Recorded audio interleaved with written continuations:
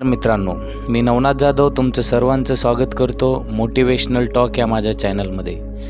या चॅनलच्या माध्यमातून मी तुमच्यापर्यंत काही ठराविक मोटिवेशनल पुस्तकं घेऊन येत आहे ऑडिओच्या माध्यमातून. त्यातील सर्वात पहिलं पुस्तक डॉक्टर जोसेफ मर्फी यांनी लिहिलेलं the power of your subconscious mind, म्हणजेच तुमच्या अबोध मनाचं सामर्थ्य, हे पुस्तक जे डॉक्टर सुचिता नांदापूरकर फडके यांनी मराठी अनुवादित केलेलं आहे. या पुस्तकासंदर्भात आपण आता जाणून घेत आहोत. त्यातील पहिलं प्रकरण मागच्या भागात आपण बघितलं. आज आपण जाणून घेणार आहोत दुसऱ्या प्रकरणाबद्दल. दुसरं प्रकरण आहे तुमचं स्वतःचं मन कसं कार्य करतं. मित्रांनो, तुम्हाला मन असून त्याचा वापर करायला तुम्ही शिकायला हवं. बोध किंवा तार्किक आणि अबोध किंवा अतार्किक अशा तुमच्या मनाच्या दोन पातळ्या आहेत. बोध मनाच्या साहाय्याने तुम्ही विचार करता. सवयीने केलेला तुमचा विचार तुमच्या अबोध मनाच्या पातळीपर्यंत पोचतो. तुमच्या विचारांच्या स्वरूपानुसार तिथे निर्मिती होते. तुमचं अबोध मन हे तुमच्या भावनांचं आसन असून ते निर्मितीक्षम आहे. तुम्ही चांगला विचार केला तर चांगल्या गोष्टी आणि सैतानी विचार केला तर सैतानी गोष्टी निर्माण होतील. अबोध मनाने एखादी कल्पना एकदा स्वीकारली की ते ती प्रत्यक्षात आणायला सुरुवात करतं. हा महत्त्वाचा मुद्दा लक्षात ठेवायला हवा. अबोध मनाचा नियम हा बऱ्या वाईट कल्पनांसाठी एकाच पद्धतीने कार्य करतो हे सूक्ष्म आणि रोचक सत्य आहे. नकारात्मक पद्धतीने या नियमांचं उपाययोजन करणं हे अपयश, निष्फळता आणि दुःखाचं कारण आहे. तथापि विचार करण्याची तुमची सवय ही जेव्हा विधायक आणि समन्वयक साधणारी असते तेव्हा उत्तम आरोग्य, यश आणि समृद्धीचा अनुभव तुम्हाला येतो. योग्य पद्धतीने विचार करू लागल्यावर, जाणीव करून घेऊन लागल्यावर मनास शांती आणि सदृढ शरीर प्राप्त होणारच. मनोमन दावा करत तुम्ही ज्याला सत्य समजू लागता ते तुमच्या अबोध मनाकडून स्वीकारलं जाऊन तुमच्या अनुभवात आणलं जातं. तुमच्या कल्पनेचा विचार स्वीकार तुमच्या अबोध मनानं करणं ही एकच आवश्यक गोष्ट तुम्ही करायला हवी. त्यानंतर तुमचं अबोध मन तुमच्या इच्छेनुरूप तुम्हाला आरोग्य, शांती किंवा स्थान देऊ करेल. तुम्ही आदेश द्या, तुमचं अबोध मन त्या आदेशातल्या कल्पनेची अत्यंत निष्ठेने अंमलबजावणी करेल. तुमच्या मनाचा नियम सांगतो, तुम्ही तुमच्या अबोध मनात धारण केलेल्या विचार किंवा कल्पनेच्या स्वरूपानुसार तुम्हाला तुमच्या अबोध मनाकडून प्रतिक्रिया किंवा प्रतिसाद मिळेल. आपल्या अबोध मनाला जेव्हा विचार कळवले जातात तेव्हा मेंदूच्या पेशींवर ठसे उमटतात, असं मानसशास्त्र आणि मानसोपचार तज्ज्ञांचं म्हणणं आहे. एखादी कल्पना स्वीकारताच तुमचं अबोध मन त्या अनुरूप परिणाम करायला सज्ज होतं. कल्पनांच्या सहयोगाने काम करत असताना तुम्ही आयुष्यभर गोळा केलेल्या प्रत्येक ज्ञानकणाचा वापर ते करतं. तुमच्या ठायी असणारं अथांग सामर्थ्य, ऊर्जा आणि प्रज्ञा यांचं साहाय्य ते घेतं. आपला मार्ग प्राप्त करण्यासाठी ते निसर्गाचे सर्व नियम उपयोगात आणतं. कधी तुमच्या अडचणीवर त्याच्याकडून सत्वर तोडगा मिळाल्याचं दिसतं, तर कधी असा तोडगा शोधण्यात तो कित्येक दिवस, आठवडे किंवा त्याहून अधिक काळ लावू शकतो. त्याचे मार्ग अकलनापलीकडचे असतात. बोध आणि अबोध संकल्पनांचा अर्थ ही दोन मनं नाहीत, हे तुम्ही लक्षात घ्यायला हवं. ते एकाच मनाच्या कार्यकृतीचे दोन गोलार्ध आहेत. तुमचं बोध मन हे तर्क करणारं मन आहे, निवड करणारा मनाचा टप्पा आहे. उदाहरणार्थ, तुम्ही पुस्तकांची, तुमची घराची, तुमच्या आयुष्याच्या जोडीदाराची निवड करता. तुम्ही सगळे निर्णय बोध मनाद्वारे घेता. त्याउलट तुमच्या बाजूने कुठलीही जाणीवपूर्वक निवड न केली जाता तुमच्या हृदयाचं धडधडणं, पचन आणि रक्ताभिसरण, श्वासोच्छवास अशा क्रिया आपसूक सुरू राहतात. तुमच्या जाणीव नियंत्रणांपासून स्वतंत्र असणाऱ्या प्रक्रियांद्वारे तुमचं अबोध मन हे सारं घडवून आणतं. तुमच्या अबोध मनावर त्याचा ठसा उमटला जातो किंवा जाणीवेच्या पातळीवर तुम्ही ज्यावर विश्वास ठेवता त्याचा स्वीकार अबोध मनाकडून केला जातो. तुमच्या बोध मनाप्रमाणे तो तर्क लढवत नाही किंवा तुमच्याशी वादही घालत नाही. बरं किंवा वाईट बीज स्वीकारणाऱ्या मातीप्रमाणे तुमचं अबोध मन असतं. तुमचे विचार सक्रिय असून त्यांची तुलना बीजाशी केली जाऊ शकते. नकारात्मक आणि विनाशक विचार तुमच्या अबोध मनावर नकारात्मकरित्या काम करत राहतात आणि कालांतराने त्याच्याशी संलग्न असणाऱ्या बाह्य अनुभवांच्या स्वरूपात पुढे येतात. लक्षात ठेवा, तुमचे विचार चांगले आहेत की वाईट, खरे आहेत की खोटे, हे सिद्ध करण्यात डोकं न घालवता तुमचे विचार किंवा सूचना यांच्या स्वरूपानुसार अबोध मन प्रतिसाद देतं. उदाहरणार्थ, एखादी गोष्ट खोटी असताना सुद्धा ती खरी आहे असं तुम्ही जाणीवपूर्वक गृहीत धरलं तर तुमचं अबोध मन तेच खरं मानून तशाच पद्धतीचे निकष काढण्यासाठी सज्ज होईल. त्यांचा पाठपुरावा करणं आवश्यक ठरेल, कारण ते खरे आहेत असं तुमच्याच मनाने गृहीत धरलेलं असेल. मानसशास्त्रज्ञांनी केलेले प्रयोग. संमोहन अवस्थेत असणाऱ्या व्यक्तींवर मानसशास्त्रज्ञांनी आणि इतरांनी केलेल्या अगणित प्रयोगांतून असंच दिसून आलं आहे की तार्किक प्रक्रियेसाठी आवश्यक असणारी निवड आणि तुलना करण्याची क्षमता अबोध मनात नाही. कितीही खोट्या असल्या तरी तुमचं अबोध मन कुठल्याही सूचनांचा स्वीकार करेल असं त्यांनी वारंवार दाखवून दिलं आहे. अबोध मनाने एखादी सूचना एकदा स्वीकारली की त्या सूचनेच्या स्वरूपानुसार ते प्रतिसाद देतं. तुमच्या अबोध मनाची सूचनेप्रती असणारी अधीनता लक्षात घेणं या उदाहरणावरून सोपं जाईल. एखाद्या संमोहन तज्ज्ञाने संमोहित केलेल्या व्यक्तीला तू नेपोलियन बोनापार्टे किंवा कुत्रा किंवा मांजर आहेस असं सांगितल्यास ती व्यक्ती ती भूमिका अचूकतेने वठवेल. त्या काळापुरतं तिचं व्यक्तिमत्व बदलेल. ती जी कोणी आहे असं संमोहकाने सांगितलं असेल त्यानुसार ती वागेल. एखादा संमोहन तज्ज्ञ संमोहनावस्थेत असणाऱ्या त्याच्या एखाद्या विद्यार्थ्याला सुचवेल की त्याची पाठ खाजवत आहे. दुसऱ्याला सांगेल की त्याच्या नाकातून रक्त येत आहे. तिसऱ्याला सांगेल की तो संगमरवरी पुतळा आहे. चौथ्याला सांगेल की तापमान 0 डिग्री सेल्सिअसच्या खाली गेलं असून तो गोठला आहे. संमोहनाखाली असलेल्या मिळालेल्या वैयक्तिक सूचनांनुसार प्रत्येकजण वागेल. त्याला सभोवतालचं भान उरणार नाही. तुमचं तर्क करणारं बोधमन आणि सरसकट निवड न करणारं, तसेच तुमच्या बोधमनाला जे खरं वाटतं त्यावर विश्वास ठेवणारं अबोध मन यांच्यातला फरक या साध्या उदाहरणावरून अगदी स्पष्ट होतो. म्हणूनच तुमच्या आत्म्याला आनंददायक, प्रेरणादायी, उपचारक आणि सौख्यकारक विचार, कल्पना आणि भोवताल यांची निवड करणं महत्त्वाचं ठरतं. वस्तुनिष्ठ आणि व्यक्तिनिष्ठ मन या सगळ्यांचं स्पष्टीकरण. तुमचं बोधमन बाह्य वस्तूंशी व्यवहार करत असल्याने त्याला वस्तुनिष्ठ मन म्हटलं जातं. वस्तुनिष्ठ मन हे वस्तुनिष्ठ जगाची दखल घेतं. तुमची 5 ज्ञानेंद्रिये हे त्यांचं निरीक्षणाचं माध्यम आहे. तुमच्या भोवतालची तुमचा जो संबंध येतो त्यात तुम्हाला मार्गदर्शन करण्याचं काम तुमचं वस्तुनिष्ठ मन करतं. तुम्ही तुमच्या पंचेंद्रियांमार्फत ज्ञान प्राप्त करता. निरीक्षण, अनुभव आणि शिक्षण यातून तुमचं वस्तुनिष्ठ मन शिकतं.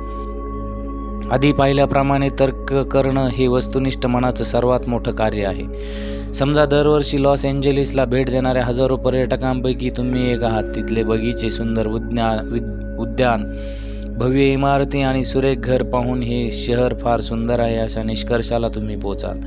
हे झालं तुमच्या व्यक्तिनिष्ठ मनाचं कार्य. तुमच्या अबोध मनाला अनेकदा व्यक्तिनिष्ठ मन म्हटलं जातं. पंचेंद्रियांविना हे व्यक्तिनिष्ठ मन तुमच्या भोवतालची दखल घेतं.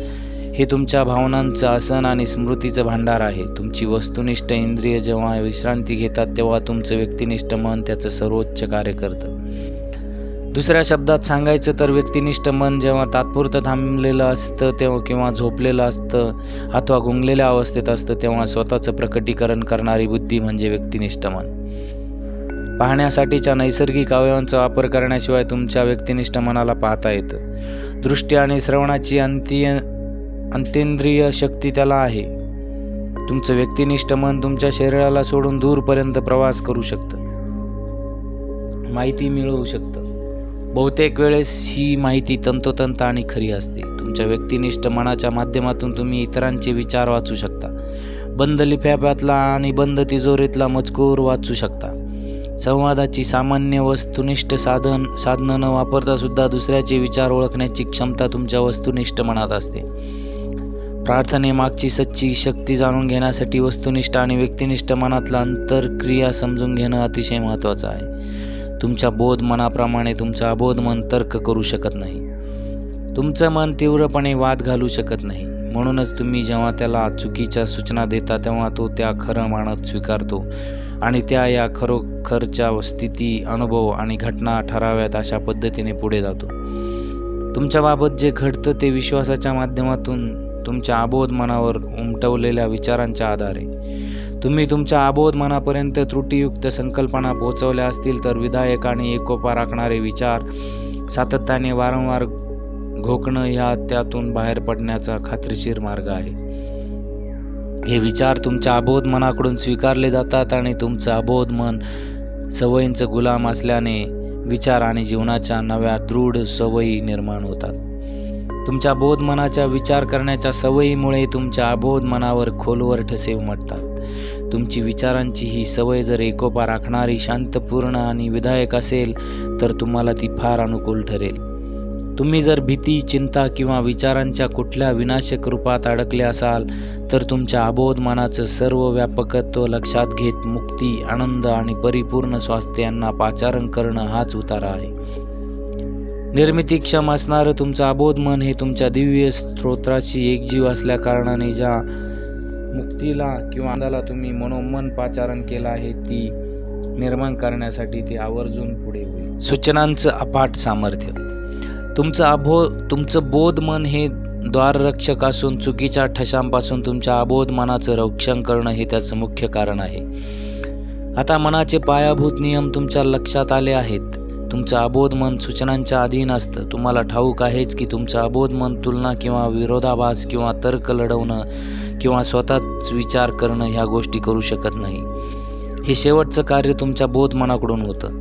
त्याने उमटवलेल्या ठशावर अबोध मन प्रतिक्रिया तेवढी व्यक्त करतं. एका कृतीऐवजी दुसरी कृती करण्याकडे त्याचा कल नसतो.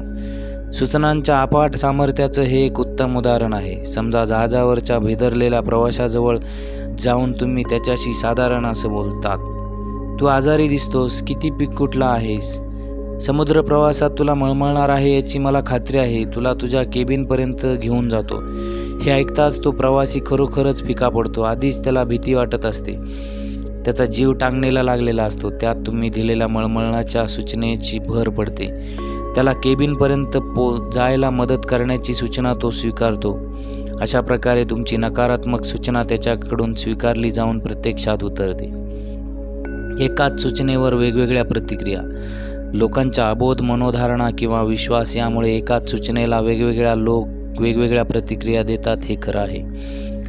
उदाहरणार्थ जहाजावरच्या एखाद्या खलाशाकडे जाऊन तुम्ही सहानुभूतीपूर्वक म्हटलं, अरे मित्रा, फार आजारी दिसतो आहेस, तुला नाही वाटत का तसं? समुद्र प्रवासाचा तुला त्रास होतो की काय असं मला वाटतंय. त्या खलाशाची वृत्ती सहजतेची असेल तर तुमच्या बोलण्याला विनोद समजून तो बोलणं हसण्यावारे नेईल किंवा किंचित वैतागेल. समुद्रामुळे आजारी पडण्याच्या सूचनेशी त्याची स्वतःची प्रतिकारशक्ती निगडीत असल्यामुळे ह्या घटनेत तुमची सूचना ही ठार बहिऱ्या व्यक्तीच्या कानावर पडल्यागत होईल. म्हणूनच तुमच्या सांगण्याने की भीती किंवा चिंता निर्माण न होता आत्मविश्वास तेवढा दिसून येईल. शब्दकोशातल्या अर्थानुसार सूचना म्हणजे एखाद्याच्या मनात एखादी कृती किंवा घटना पोहोचवणं. अशी मानसिक प्रक्रिया ज्या योग्य सुचवलेल्या विचार किंवा कल्पनेकडे लक्ष देत तिचा स्वीकार करणं किंवा ती कृतीत उतरवणं. बोध मनाच्या इच्छेविरुद्ध अबोध मनावर कुठलीही सूचना ठसवली जाऊ शकत नाही हे तुम्ही लक्षात ठेवायलाच हवं. थोडक्यात काय, दिलेली सूचना नाकारण्याचं सामर्थ्य तुमच्या बोध मनात असतं. खलाशाच्या बाबतीत म्हणाल तर समुद्रापायी मळमळण्याची भीती त्याच्या मनात नाही. स्वतःच्या रोगप्रतिकारक शक्तीबद्दल त्याने स्वतःची समजूत पटवलेली असून नकारात्मक सूचनेत भीती निर्माण करण्याचं सामर्थ्य अजिबात नाही. दुसऱ्या प्रवाशाला मळमळण्यासंदर्भात सूचना दिल्याने त्याच्या मनातली त्या संदर्भातली भीती जागी झाली. आपल्या प्रत्येकाला काही ना काही आंतरिक भीती वाटते. आपले काही विश्वास आणि मतं आहेत. ही आंतरिक गृहीत आपल्या आयुष्यावर शासन करतात. एखादी सूचना तुमच्या मनाकडून जोवर स्वीकारली जात नाही तोवर तिच्यात कुठलंही सामर्थ्य नसतं. त्यामुळेच त्या सूचनेच्या स्वरूपानुसार तुमचं अबोध मन सामर्थ्य एका मर्यादित क्षेत्रात वावरतं. त्याने त्याचा हात कसा गमावला. कॅक्स्टन हॉल इथे लंडन ट्रूथ फोरममध्ये मी दर 2-3 वर्षांनी व्याख्यान मालिका घेतो. काही वर्षांपूर्वी मी या मंचाची निर्मिती केली होती. सूचनेचं सामर्थ्य या संदर्भात एका इंग्लिश वृत्तपत्रात आलेल्या लेखाबद्दल संचालक डॉक्टर एव्हिलियन फ्लिफ्ट यांनी मला सांगितलं. एका माणसाने जवळपास 2 वर्ष त्याच्या अबोध मनाला दिलेल्या सूचनेबद्दल तो लेख होता. तो माणूस म्हणत राहिला, माझी मुलगी बरी झाली तर मी माझा उजवा हात देईल. त्वचेच्या एका असाध्य रोगाने आणि संविधानाने त्याची मुलगी आदू झाली होती. वैद्यकीय उपचाराने तिच्या परिस्थितीत कुठलाही फरक पडला नाही. आपली लेक बरी व्हावी अशी त्या पित्याची आंतरिक इच्छा असल्याने वर उल्लेख केलेल्या शब्दांत त्यांनी त्याची इच्छा व्यक्त केली होती. डॉक्टर एव्हिलियन फ्लिफ्ट यांच्या सांगण्यानुसार वर्तमानपत्रातल्या लेखात लिहिलं होतं की एक दिवस ते कुटुंब गाडीत बसून कुठेतरी जात असताना दुसऱ्या गाडीशी त्यांच्या गाडीची टक्कर झाली. त्या अपघातात वडिलांचा हात खांद्यापासून तुटला आणि तत्क्षणी त्यांच्या मुलीचा संधिवात तसंच असाध्य त्वचा रोग नाहीसा झाला. लक्षात ठेवा, तुम्हाला सर्व प्रकारे प्रेरित करणाऱ्या उपचारक, आशीर्वचनपर, शुभंकर अशा सूचना तुम्ही आपल्या अबोध मनाला देत असल्याची खात्री करून घ्या. तुमच्या अबोध मनाला विनोद समजत नाहीत हे लक्षात ठेवा. तुम्ही जसं बोलाल तसंच ते वागेल. स्वयंसूचना भीतीचा नायनाट कशी करते? स्वयंसूचनेची उदाहरणं स्वतःशी निगडीत निस्संदिग्ध आणि निश्चित सूचना देणं म्हणजेच स्वयंसूचना. हर्बर्ट पार्किन यांनी त्यांच्या स्वयंसूचना संदर्भातल्या सर्वोत्तम मॅन्युअलमध्ये Herbert Parkin auto suggestion, London Fowler 1916 पुढील संदर्भाची नोंद केली आहे. हा प्रसंग विलक्षण असल्याने तो लक्षात राहतो. न्यूयॉर्कहून आलेले एक प्रवासी शिकागोमध्ये आपल्या घड्याळाकडे पाहतो. शिकागो स्थानिक वेळेच्या 1 तास पुढची वेळ त्याच्या घड्याळात निश्चित केलेली असते. त्यानुसार 12 वाजल्याचं तो आपल्या शिकागो इथल्या मित्राला सांगतो. शिकागो आणि न्यूयॉर्क इथल्या वेळेमध्ये फरक लक्षात न घेता तो शिकागोचा मित्र न्यूयॉर्कच्या मित्राला सांगतो की त्याला भूक लागली असून भोजन अत्यावश्यक आहे. वेगवेगळ्या प्रकारच्या भीती आणि इतर नकारात्मक भीती यांचा नायनाट करण्यासाठी स्वयंसूचनेचा वापर करता येऊ शकतो. एकदा एका तरुण गायिकेला आवाज परीक्षेसाठी बोलवण्यात आलं. त्या मुलाखतीची ती अतिशय आतुरतेने वाट पाहत असली तरी केवळ अपयशाच्या भीतीपायी तिच्या पदरात चांगलंच अपयश पडलं होतं. त्या तरुणीचा आवाज अतिशय उत्तम होता, पण ती स्वतःला सांगत आली होती, माझं जेव्हा गायची वेळ येईल तेव्हा कदाचित त्यांना मी आवडणार नाही. मी प्रयत्न करेन, पण मला आतोनात भीती आणि चिंता वाटते आहे. ही नकारात्मक स्वयंसूचना विनंती असल्यागत तिच्या अबोध मनाने स्वीकारली आणि तिचं प्रकटीकरण करत तिला तो अनुभव देण्यासाठी ते पुढे झालं. भीतीच्या मौन विचारांना भावनांचं कोंदण लाभून अबोध मन त्याच्या अधीन झालं. अनैच्छिक स्वयंसूचना हे त्यामागचं निमित्त ठरलं. पुढे दिलेलं तंत्र वापरून ती त्यातून बाहेर आली. दिवसातून 3दा ती स्वतःला एका खोलीत कोंडून घेऊ लागली. त्यानंतर आरामखुर्चीत बसत शरीर सैलावत ती डोळे मिटून घेत असे.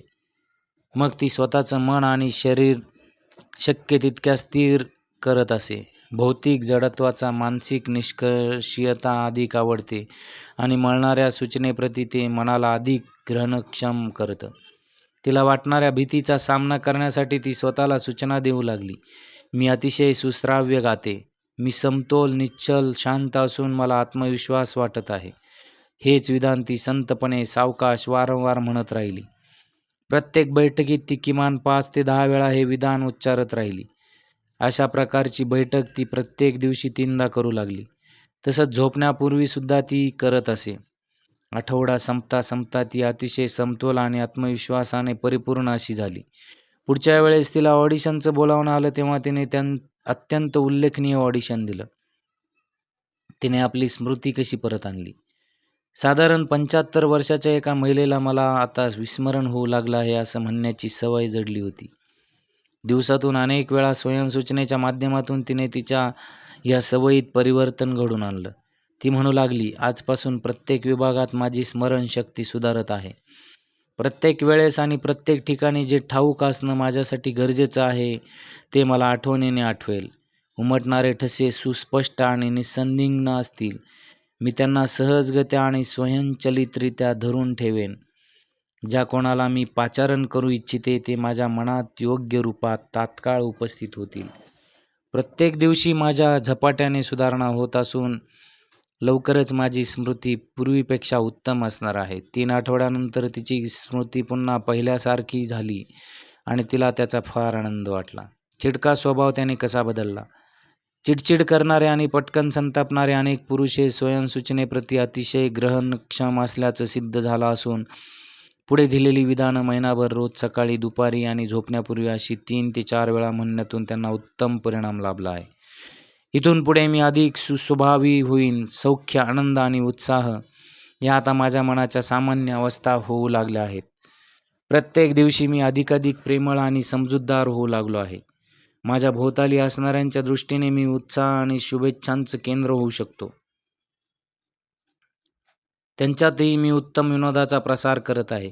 ही आनंददायक, सौख्यकारक आणि उत्साहवर्धक चित्तवृत्ती आता माझ्या मनाची नैसर्गिक आणि सामान्य अवस्था ठरू लागली आहे. मी कृतज्ञ आहे. सूचनांचं विधायक आणि विनाशक सामर्थ्य. दुसऱ्याकडून मिळालेल्या सूचनेची काही उदाहरणं आणि शेरे अनंत काळापासून ह्या भूतलावरच्या प्रत्येक युगात आणि प्रत्येक भूभागावर सूचनेच्या सामर्थ्याची भूमिका जीवनाच्या आणि माणसाच्या विचाराच्या दृष्टीने अत्यंत महत्त्वाची ठरली आहे.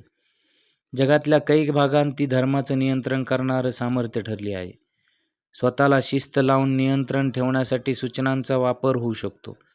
परंतु मनाचे नियम ठाऊक नसणाऱ्या इतरांवर नियंत्रण ठेवण्यासाठी आणि त्यांच्यावर हुकूम गाजवण्यासाठी सुद्धा सूचनांचा वापर करता येऊ शकतो. विधायक स्वरूपात असताना या सूचना अतिशय सुरेख आणि विस्मयकारक असतात. त्याचं नकारात्मक रूप मात्र अत्यंतिक विनाशक ठरतं. मनाच्या प्रतिसाद शैलीवर त्याचा विपरीत परिणाम होऊन दुर्दैव, अपयश, यातना, आजारपण आणि आपत्ती अशात त्यांचं रूपांतर होतं. यापैकी कशाचा स्वीकार तुम्ही केला आहे? आपल्यापैकी बहुतांशींना अगदी लहानपणापासून अनेक नकारात्मक सूचना मिळत आलेल्या असतात. त्यांना विरोध कसा करायचा हे माहीत नसल्याने आपण अजाणतेपणी त्यांचा स्वीकार करतो आणि नकारात्मक सूचना अशा, तू नाही करू शकत, तुझी कधीच काही हिंमत नसेल, तू हे करता कामा नये, तू नापास होशील, तुला संधी मिळणारच, तुझं अगदी चुकलंय, त्याचा काही उपयोग नाही, तू कोणाला ओळखतो हे महत्त्वाचं आहे, तुला काय माहिती आहे ते महत्त्वाचं नाही, हे जग कुत्र्यांच्या हातात जाणार, उपयोग काय, कोणालाही पर्वा नाही, इतके अतोनात प्रयत्न करून काही होणार नाही, वय झालं तुझं आता, सारं काही अधिकाधिक बिनसत चाललं आहे, आयुष्य म्हणजे न थांबणारी चक्की आहे, अरे ते प्रेम बी मित्रांसाठी आहे बाबा, तू जिंकूच शकत नाहीस, पाहता पाहता तुझं दिवाळं निघेल, जरा काळजी घे, व्हायरस पडायच्या पदरात, कुणावरही विश्वास ठेवू शकत नाहीस तू, इत्यादी. तुमच्या मनावर भूतकाळात उमटलेल्या ठशामुळे वागणुकीच्या अशा शैली निर्माण होऊ शकतात, ज्याने तुमच्या वैयक्तिक आणि सामाजिक जीवनात अपयश येऊ शकतं. मोठेपणी यातून बाहेर पडण्यासाठी तुम्हाला विधायक स्वयंसूचनेचा म्हणजेच पुनरुद्धारण उपचार पद्धतीचा वापर करावा लागतो. स्वयंसूचना हा नकारात्मक शाब्दिक मनोधारणेच्या माऱ्यापासून सोडवण्याचा उपाय आहे. अन्यथा ही नकारात्मक शाब्दिक मनोधारणा तुमच्या जीवनशैलीला विकृत करू शकते आणि त्यापायी चांगल्या सवयींचा विकास होणं कठीण जाऊ शकतं. नकारात्मक विचारांचं निराकरण तुम्ही करू शकता. कुठल्याही दिवशीचं वर्तमानपत्र हातात घ्या. निष्फळता, भीती, काळजी, चिंता आणि येऊ घातलेलं संकट यांचं बीज पेरलं जाईल. अशा किमान 10-12 बातम्या तरी तुम्हाला वाचायला मिळतील. त्या साऱ्यांचा स्वीकार तुम्ही केला तर भीतीचे विचार तुमची जगण्याची इच्छाशक्ती नष्ट करतील. तुमच्या अबोध मनाला विधायक विचार देऊन त्या सर्व नकारात्मक सूचना तुम्ही नाकारू शकता हे जाणलं तर त्या सर्व विघातक सूचनांचं निराकरण तुम्ही करू शकता. इतर लोक तुम्हाला ज्या नकारात्मक सूचना देतात त्यावर सतत लक्ष ठेवा. इतरांच्या विघातक सूचनांच्या प्रभावाखाली तुम्ही येण्याची गरज नाही. कुमार आणि किशोर वयात आपण साऱ्यांनीच त्याचे दुष्परिणाम अनुभवले आहेत. गतजीवनाकडे नजर टाकली तर नकारात्मक सूचनांचा प्रचार करण्यात तुमचे पालक, मित्र, मैत्रिणी, नातेवाईक, शिक्षक आणि सहयोगी यांनी कसा हातभार लावला होता हे तुम्हाला अगदी चटकन आठवेल. तुम्हाला सांगण्यात आलेल्या गोष्टींचा विचार थोडा अभ्यास केलात तर त्या सर्व प्रचार की थाटाच्या होत्या हे तुमच्या लक्षात येईल. जे काही बोललं जात होतं त्याचा उद्देश एक तर तुमच्यावर नियंत्रण ठेवणं किंवा तुमच्या मनात भीती निर्माण करणं हाच होता. दुसऱ्याने सल्ला देण्याची पद्धत प्रत्येक घरात, कार्यालयात, कारखान्यात आणि क्लबमध्ये दिसून येते. जी व्यक्ती ह्या सूचना करते तिच्या पत्त्यावर पडेल अशा पद्धतीने तुम्ही विचार करावा. तुमचा भाव त्यानुसार जगावा आणि त्याला अनुसरून तुम्ही कृती करावीत असा तिचा मानस असतो. सूचनांपायी एक माणूस कसा मेला.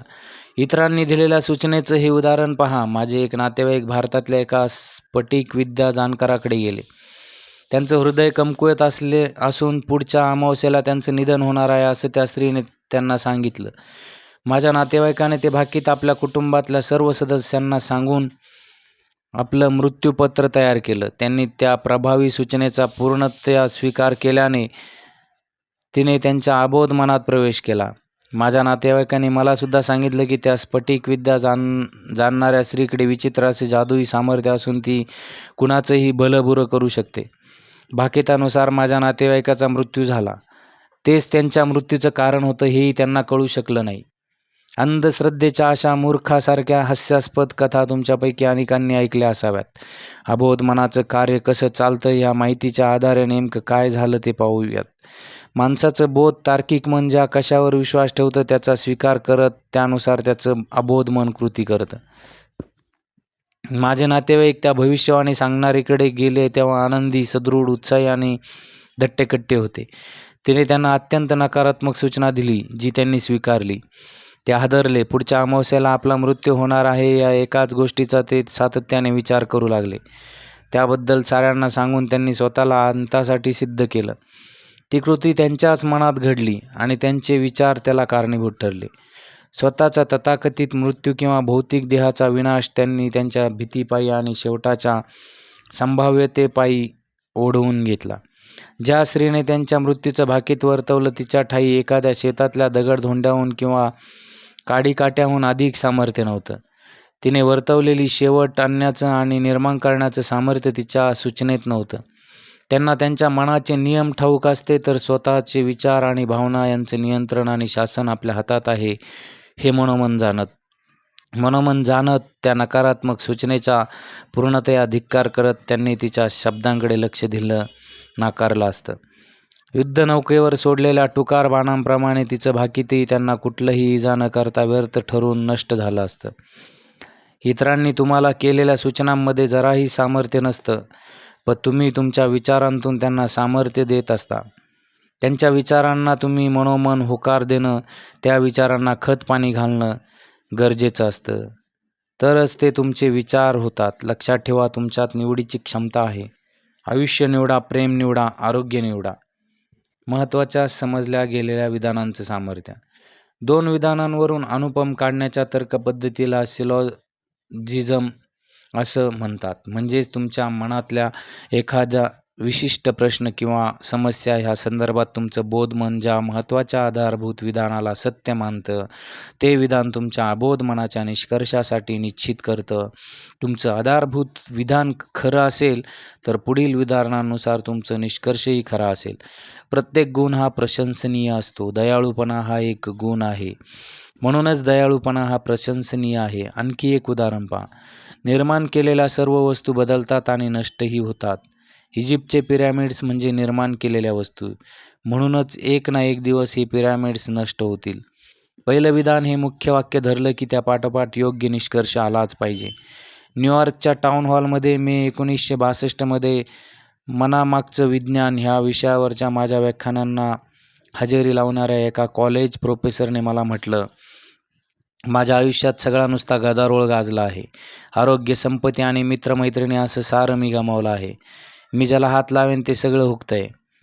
मी त्यांना सांगितलं की त्यांच्या अबोध मनाची अनंत बुद्धिमत्ता त्यांना मार्गदर्शन आणि दिशादर्शन करत आत्मिक, मानसिक आणि भौतिक स्तरावर समृद्ध करत आहे. असा महत्त्वाचा विचार त्यांनी त्यांच्या विचारप्रणालीत प्रस्थापित करावा. त्यायोगे त्यांचं अबोध मन त्यांना स्वयंचलित पद्धतीने गुंतवणूक आणि निर्णय ह्या संदर्भात सुज्ञपणे मार्गदर्शन करेल. तसंच त्यांच्या शरीराला निकोप करून मनःशांती आणि शांतता परत आणेल. आपल्याला आपलं आयुष्य कसं हवं आहे याचं एक सर्वकष चित्र त्या प्राध्यापकाने समोर आणलं. त्यानुसार त्यांचं मुख्य वाक्य विचार पुढील स्वरूपात निश्चित झालं. अनंत बुद्धिमत्ता मला माझ्या प्रत्येक मार्गावर मार्गदर्शन आणि दिशादर्शन करते. माझी प्रकृती निकोप आहे. माझ्या शरीर मनात एकोप्याचा नियम कार्यरत आहे. सौंदर्य, प्रेम, शांती आणि विपुलता माझी आहे. योग्य कृती आणि दिव्य क्रम यांचं तत्त्व माझ्या संपूर्ण जीवनावर शासन करतं. माझा महत्त्वाचा विचार हा जीवनाच्या शाश्वत सत्यावर आधारित असल्याचं मला ठाऊक आहे. तसंच माझ्या बोध मनाच्या विचारांच्या स्वरूपानुसार माझं अबोध मन प्रतिसाद देतं हे मी जाणतो आहे. हे मला जाणवतं आहे आणि तसा माझा दृढ विश्वास आहे. त्या प्रोफेसरने मला लिहून कळवलं, वर दिलेली विधानं माझ्या अबोध मनात खोलवर जाणार आहेत आणि त्यानुसार निष्कर्ष प्राप्त होणारच आहे. हे जाणून मी ती विधानं धिम्या गतीने, शांतपणे आणि अतिशय प्रेमाने दिवसातून अनेक वेळा उच्चारली. तुम्ही माझी भेट घेतल्याबद्दल मी मनापासून कृतज्ञ असून मी हे सांगू इच्छितो की माझ्या जीवनातल्या प्रत्येक क्षेत्रात चांगल्यासाठीच बदल घडून येत आहेत. ही पद्धत नक्कीच लागू होत आहे. अबोध मन वादासाठी वाद घालत नाही. तुमचं अबोध मन हुशार असून सर्व प्रश्नांची उत्तरं त्याला ठाऊक आहेत. ते तुमच्याशी वाद घालत नाही, उलट उत्तर देत नाही. उगाच हे सांगून माझ्यावर छाप मारायचा प्रयत्न तू करता कामा नये असं ते म्हणत नाही. उदाहरणार्थ, हे नाही मला करता येणार, फार वय झालं माझं आता, ही जबाबदारी मी पार पाडू शकत नाही, माझा जन्म मुळीच चुकीच्या ठिकाणी झाला, योग्य नेता कोण हे मला ठाऊक नाही, अशांसारखी विधानं तुम्ही करतात तेव्हा त्या नकारात्मक विचारांचा ठसा तुम्ही तुमच्या अबोध मनावर उमटवता आणि तेही त्यानुसार प्रतिसाद देतं. स्वतःच्याच भल्याला अटकाव करत तुम्ही तुमच्या आयुष्यात कमतरता, मर्यादा आणि नैराश्य ओढवून आणता. तुम्ही जेव्हा तुमच्या बोध मनात अडथळे निर्माण करता, दिरंगाई निश्चित करता, तेव्हा तुमच्या अबोध मनात वास्तव्य करणारी सुज्ञता आणि बुद्धिमत्ता तुम्ही नाकारता. तुमचं अबोध मन तुमच्या समस्या सोडवू शकणार नाही असं तुम्ही प्रत्यक्षात म्हणता. यापायी मानसिक आणि भावनिक स्तरावर कोंडी होऊन आजारपण तसेच मज्जातंतू क्षीणता येते. तुमची दुर्दम्य इच्छा जाणण्यासाठी, नैराश्यातून बाहेर येण्यासाठी, दिवसभरातून अनेकदा दृढपणे खात्री देण्यासाठी म्हणा. ही दुर्दम्य इच्छा मला देणारी अनंत बुद्धिमत्ता मला दिशादर्शन आणि मार्गदर्शन करते. माझी दुर्दम्य इच्छा प्रकट करण्यासाठी मला परिपूर्ण आराखडा दाखवते. माझ्या अबोध मनाची सखोल सुज्ञता आता प्रतिसाद देत असून मनोमन मला हे जाणवत होतं, ज्यावर मी दावा करत होतो ते आता व्यक्त होत आहे हे मी जाणतो. यात समतोल, स्थैर्य आणि स्थिरता आहे. यातून बाहेर पडायचा मार्ग नाही. मी अडकलो आहे, या गदारोळातून बाहेर पडताच येणार नाही, गोंधळलो आहे, अडकलो आहे असं जर तुम्ही म्हटलात तर तुम्हाला तुमच्या अबोध मनातून कुठलंही उत्तर किंवा प्रतिसाद मिळणार नाही. तुमच्या अबोध मनाने तुमच्यासाठी कार्य करावं असं तुम्हाला वाटत असेल तर योग्य विनंती करून त्यांचं सहकार्य प्राप्त करा. ते तुमच्यासाठी सातत्याने कार्यरत असत. या क्षणी ते तुमच्या हृदयाच्या ठोक्याचं आणि श्वासाचं नियंत्रण करत आहे. तुमच्या बोटाला कापला असेल तर त्यामुळे जखम बरी होते. जगण्याची आयुष्यभर तुमची काळजी घेऊन तुम्हाला जतन करण्याची त्याची प्रवृत्ती आहे. तुमच्या अबोध मनाला त्याचं स्वतःचं मन असलं तरी तुमची विचारांची आणि कल्पनांची शैली ते स्वीकारतं. एखाद्या समस्येवर तुम्ही उत्तर शोधता तेव्हा हेच अबोध मन प्रतिसाद देतं. परंतु तुम्ही तुमच्या बोध मनात योग्य निर्णय घ्यावा आणि योग्य निवाडा करावा अशी त्याची अपेक्षा असते. उत्तर तुमच्या अबोध मनात आहे याची दखल तुम्ही घ्यायलाच हवी. यातून काही मार्ग असेल असं वाटत नाही. सगळाच निव्वळ गोंधळ झाला आहे. मला उत्तर का नाही सापडत असं जर तुम्ही म्हणालात तर तुम्ही तुमची प्रार्थना निष्फळ करता. कदमताल करणाऱ्या सैनिकाप्रमाणे तुम्हीसुद्धा एकाच जागी खिळून राहता. तुमच्या मनाचं चक्र स्थिर करता. सैलावा, जे झालं ते सोडून द्या. शांतपणे आणि ठामपणे म्हणा, माझ्या अबोध मनाला उत्तर माहीत आहे, ते मला प्रतिसाद देत आहे. माझ्या अबोधतेच्या अनंत बुद्धिमत्तेला सारं अवगत असून ते माझ्यासमोर योग्य उत्तर उघड करत आहे हे मला ठाऊक असल्याने मी त्याला धन्यवाद देतो. माझी खरी श्रद्धा आता माझ्या अबोध मनाच्या भव्यता आणि झळाळीला मुक्त करत आहे. यात मला अत्यानंद आहे. या प्रकरणातील ठळक बाबींचा आढावा. चांगला विचार करा, चांगलंच घडेल. वाईट विचार करा, वाईटच घडेल. दिवसभर तुम्ही जसा विचार कराल तसेच तुम्ही घडाल. तुमचं अबोध मन तुमच्याशी वाद घालत नाही. तुमच्या बोध मनाचा प्रत्येक हुकूम ते स्वीकारतं. मला परवडणार नाही हे खरं असलं तरी तसं म्हणू नका. मी ते विकत घेईन, मनोमन त्याचा स्वीकार करेन असा वेगळा विचार आदेश निवडा. तुमच्यात निवडीचं सामर्थ्य आहे. आरोग्य आणि आनंदाची निवड करा. मित्रत्वाने किंवा रुक्षपणे वागण्याची निवड तुम्ही करू शकता. सहकार्याने, सौख्याने, मित्रत्वाने, प्रेमाने वागण्याची निवड करा. म्हणजे सगळं जग प्रतिसाद देईल. सुरेख व्यक्तिमत्व विकसित करण्याचा हा सर्वोत्तम मार्ग आहे. तुमचं बोध मन प्रवेशद्वारावरचं रक्षक आहे. अयोग्य ठशांपासून तुमच्या अबोध मनाचं संरक्षण करणं हे त्याचं मुख्य कार्य आहे. काहीतरी चांगलं घडू शकतं आणि ते आता घडत आहे यावर विश्वास ठेवण्याची निवड करा. निवडीची क्षमता हे तुमचं सर्वात मोठं सामर्थ्य आहे. आनंद आणि मुबलिकतेची निवड करा. तुम्हाला दुखवण्याचं सामर्थ्य दुसऱ्याच्या सूचना आणि विधानात नाही, तुमच्या स्वतःच्या विचारांचं चलनवलन हेच एकमेव सामर्थ्य आहे. इतरांचे विचार किंवा विधान नाकारण्याची चांगल्याला दृढ करण्याची निवड तुम्ही करू शकता. तुम्ही कसा प्रतिसाद देणार आहात याची निवड करण्याचं सामर्थ्य तुमच्यात आहे. तुम्ही काय बोलता यावर लक्ष ठेवा. प्रत्येक निरर्थक शब्दाची जबाबदारी तुम्हाला घ्यावी लागेल. मला अपयश मिळेल, माझी नोकरी जाईल, मला भाडं देता येणार नाही असं कधीही म्हणू नका. तुमच्या अबोध मनाला विनोद कळत नाही. तुम्ही जे बोलाल तेच ते करून दाखवतं. तुमचं मन सैतान आहे. निसर्गाची कुठलीही शक्ती सैतान नाही. निसर्ग शक्तीचा वापर तुम्ही कसा करता यानुरूप परिणाम होतो. सर्वत्र सर्वांना आशीर्वाद आणि प्रेरणा देण्यासाठी, बरं करण्यासाठी तुमच्या मनाचा वापर करा. मला नाहीच जमत असं कधीही म्हणू नका.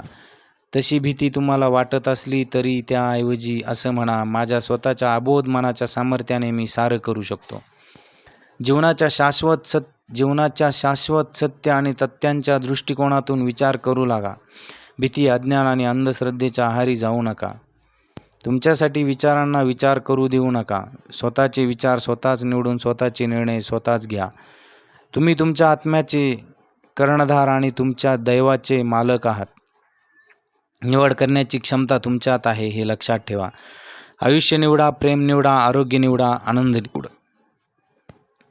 तुमचं अबोध मन जे काही खरं आहे असं गृहीत धरून त्यावर विश्वास ठेवतं ते तुमच्या अबोध मनाकडून स्वीकारलं जातं आणि अबोध मन ते तसं घडवून आणू पाहतं. चांगलं दैव, दिव्य मार्गदर्शन, योग्य कृती आणि जीवनाकडून प्राप्त झालेला आशीर्वाद यावर विश्वास ठेवा. धन्यवाद.